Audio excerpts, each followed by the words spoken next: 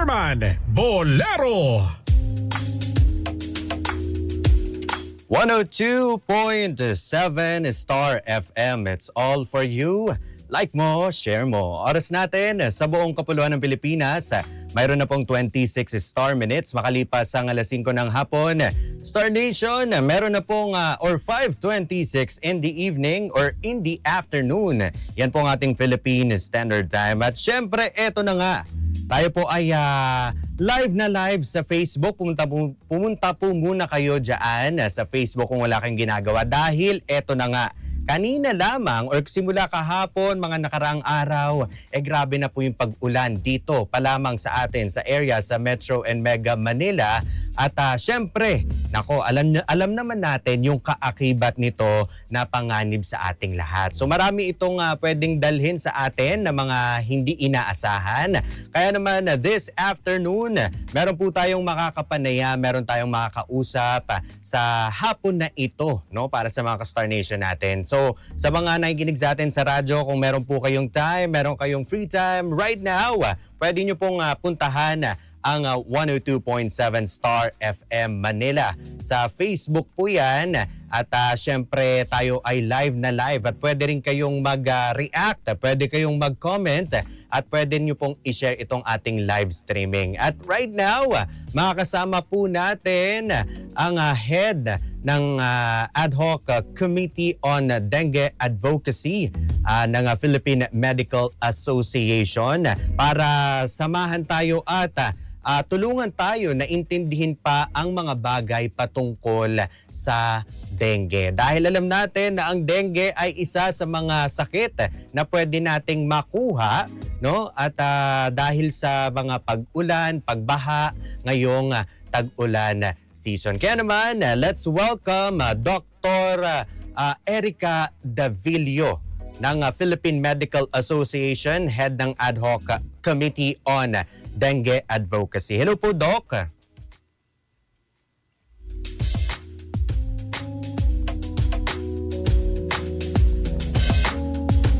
Ayan, try nga natin. Hello po, Doc, ulit. Yes, hello po, sir.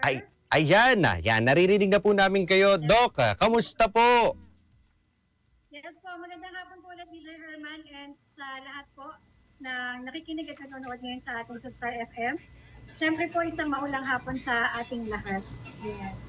So, nabanggit nyo nga kanina, panahon na ulit ng tag-ulan. And katulad nga nung sinabi nyo kanina, panahon na naman ng dengue. So, dengue season na naman po start.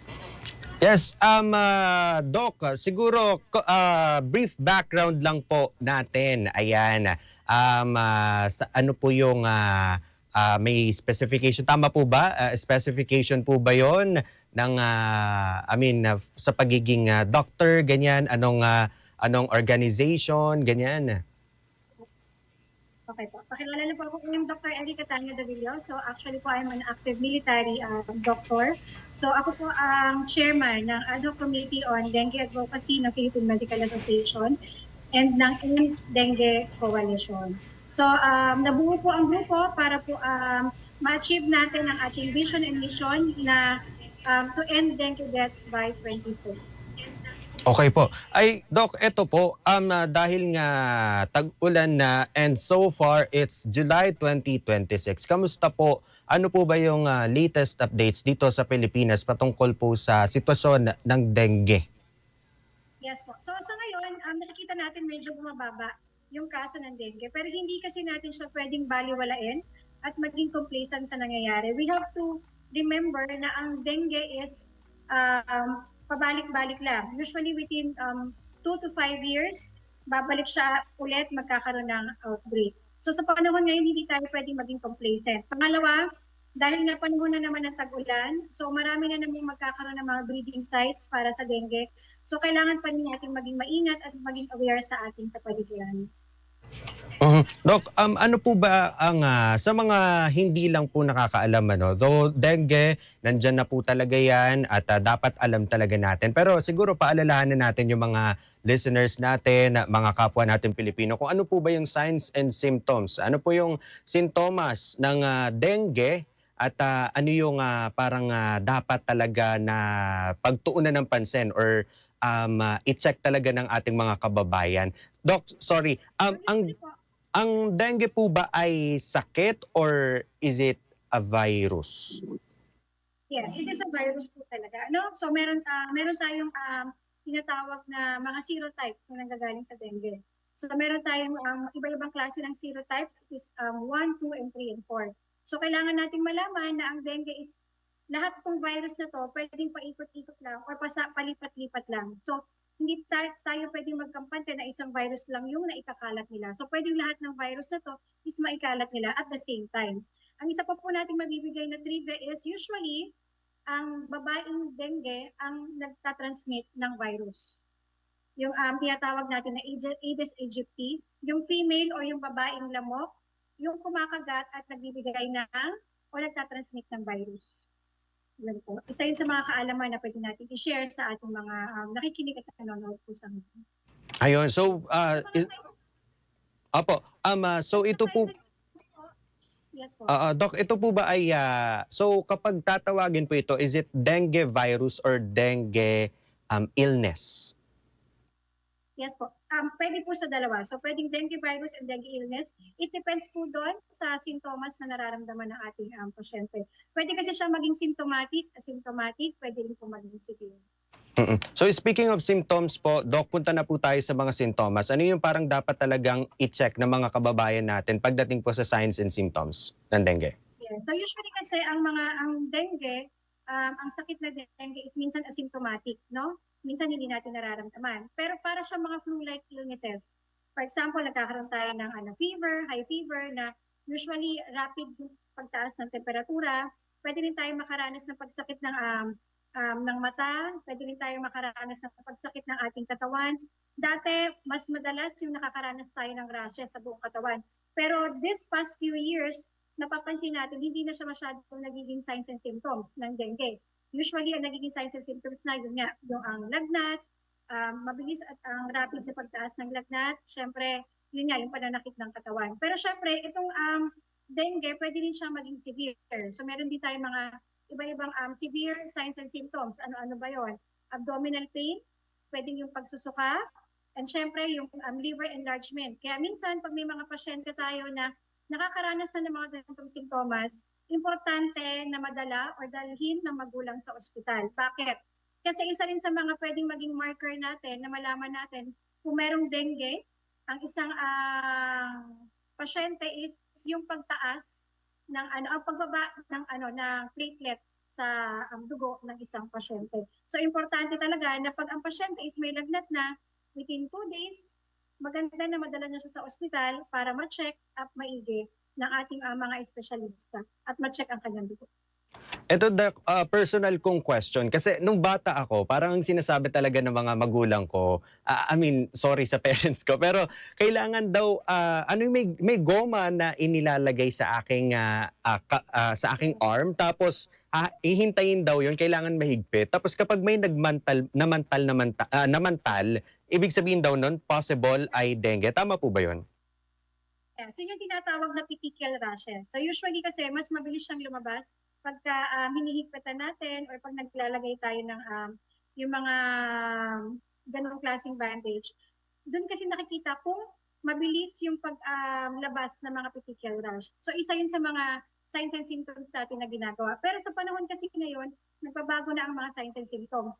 Kaya nga sinasabi natin sa ating mga manonood na importante na pag ang lagnat mo is second day, madalas kinoconsider na agad yan na dengue. Kailangan na agad pumunta sa ospital kasi hindi na natin siya dapat baliwalain. Kasi kailangan na ma-check ang ating platelet or yung pwede ring ma-test for dengue virus. So may mga ginagamit tayong test kit pagdating sa ating dengue virus. Ano po ba yung, yung mga bata po ba, mga sanggol, o yung mga matatanda, yung pwedeng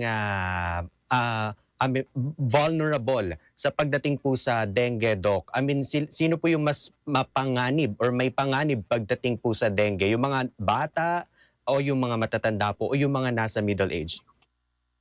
Okay. So basically, lahat, all ages is delikado pagdating sa dengue. Hindi katulad dati na most of our cases is yung mga pedya.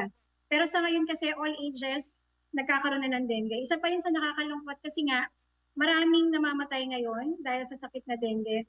Hindi dahil sa hindi nila alam, kundi napapabayaan. Minsan kasi yung mga simpleng mga sintomas, kung kailang malala na tsaka pa nila dadalhin sa ospital. So importante talaga na hanggat may maaga pa lang, magpa-check up na agad sa ospital. Kung 2 days na yung mga lagnat, importante na madala na agad sa ospital at makita ng expert. Ayun, so wala talaga siya sa edad. Kapag nakaramdam ka ng sintomas, ipa-check mo kaagad. Ayan, maraming salamat, Doc. Pero ito, paano po ba ginagamot ang dengue? Yes. So basically, yung mismong sa dengue virus, wala tayong gamot. Ang ginagamot natin is yung sintomas niya. So yung mga panghihina, pagbaba ng pagkulang ng ating mga hydration sa katawan, so yun yung ginagamot natin, yung mga sintomas niya. Kaya importante nga na maalam tayo kung ano yung mga dapat at hindi dapat gawin.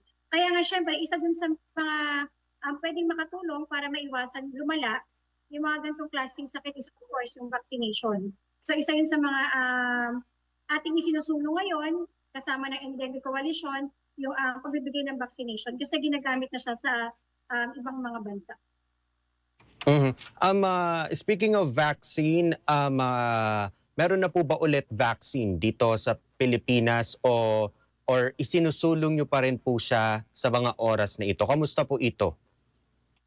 Yes po. When it comes to vaccine po, no, so basically nung July 9, 2026 ng Thursday, naglabas ang Food and Drug Administration ng babala sa ating mga mamamayang Pilipino. Bakit? Kasi nga maraming lumalabas na mga peking dengue vaccine. So nakakalungkot kasi nga meron tayong new generation, second generation vaccine na nasa under ng pag-aaral ng Food and Drug Administration. So 2 years na siyang pinag-aaralan. And syempre naghihintay lang tayo na ma-approve ang registration nito. So kailangan nating maisip kasi di ba nabanggit ko kanina, 40 countries na yung gumagamit. So siguro iisipin ng mga ibang nakikinig, bakit yung ibang bansa nagagamit na? Bakit tayo hindi pa? So kailangan nating malaman na ang iba-ibang bansa ay may iba-ibang mga regularidad or mga sinusunod na mga batas pagdating po sa pagpasa ng mga gamot, lalo na ng bakuna. Kasi iniiwasan natin na may hindi magandang mangyari. So ito pong gamot na TAC-003 or Qdenga is gawa ng isang Japanese pharmaceutical company na Takeda. So basically, safe siya sa mga bata at matanda. Ginagamit na siya ng 40 countries.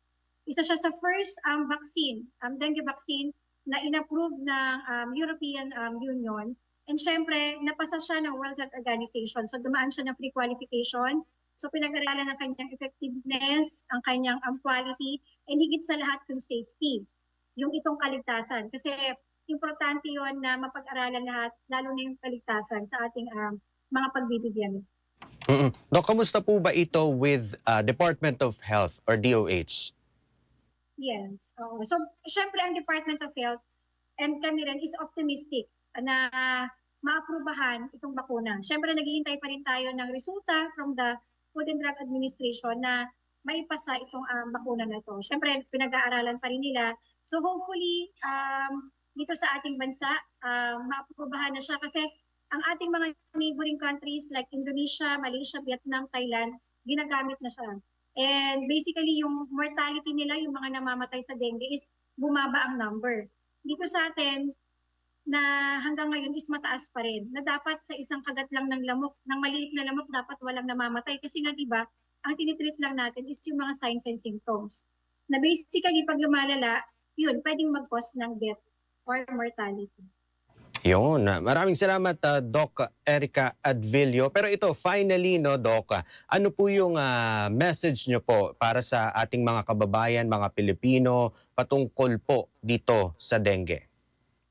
Yes po. So sa ating pong mga kababayan, sa ating mga nanonood at nakikinig ngayon, so importante po na maalam tayo sa mga signs and symptoms, maging aware tayo sa mga hindi at mga hindi dapat gawin, lalo na pag nakakaranas tayo ng mga signs and symptoms. Lalo na po ngayon tag-ulan, alam naman po natin na ito yung high season kung saan pwedeng magkaroon ng mga breeding grounds ang mga mosquitoes. So dapat po panatilihin natin malinis ang ating kapaligiran. And number 2, kung kayo po ay nakakaranas ng lagnat, the second day, mabilis na pagtaas ng lagnat, huwag niyo pong kakalimutan na pumunta po ng ospital para po kayo ay matignan ng mga eksperto.